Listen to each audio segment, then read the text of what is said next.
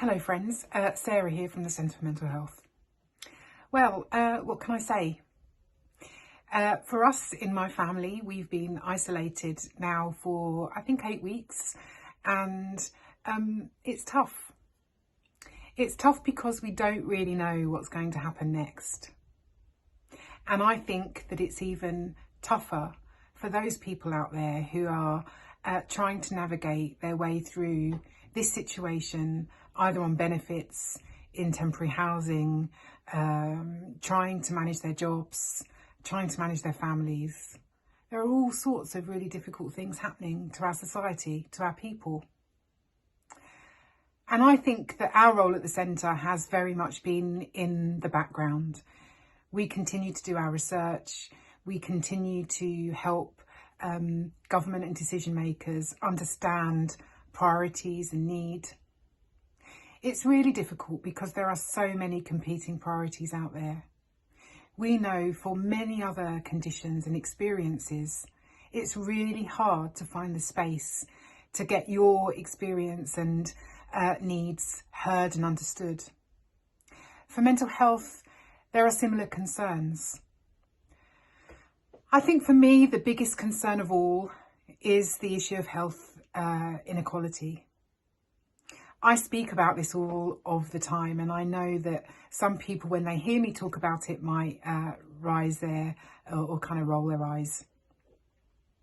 Well, you know, I don't care. Frankly, inequality in this country has contributed to some of the most shocking statistics about people dying, about people being excluded from healthcare, about people experiencing such loss and despair that it's really hard to find the words to convey that in a way that just doesn't sound cliche. I think we at the centre are not the only people who are concerned. There are millions of us. There are millions of us all around the world saying the same thing. And perhaps this global pandemic might do something for equality that couldn't have been done before. But what a battle to get here. I think I'm a bit cross, and I'm sure you're cross too. And we really have to be careful about how we talk about it, because actually for those people who are living it, it's a whole different experience. And I guess I don't really know what I'm saying other than, again, we at the centre stand in solidarity with all of those who are really struggling right now with their mental health, with being on the margins of everything else that's happening in the world. We at the Centre for Mental Health care deeply about what's happening to you. We care deeply about what's happening to our society as a whole. We know that the mental health consequences of this global pandemic will not come from the illness alone. It will come from the economic crash. It will come from the trauma that some people will have experienced through loss, through working on the front line, through all sorts of things.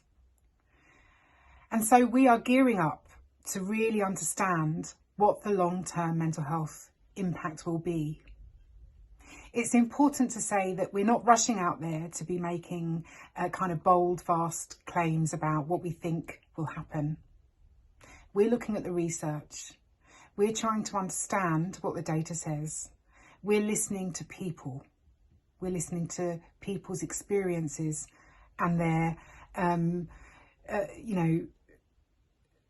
what's happening in their lives, their daily life. So I guess, we at the centre, we put a lot of content out there, and you will know that equality underpins all of that, runs through it.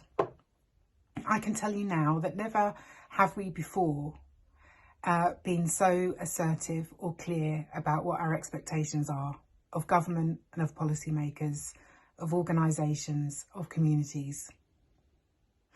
We will not stop saying the same thing until it's heard. We may have to say it 50,000 different ways, but we're going to keep saying it. And so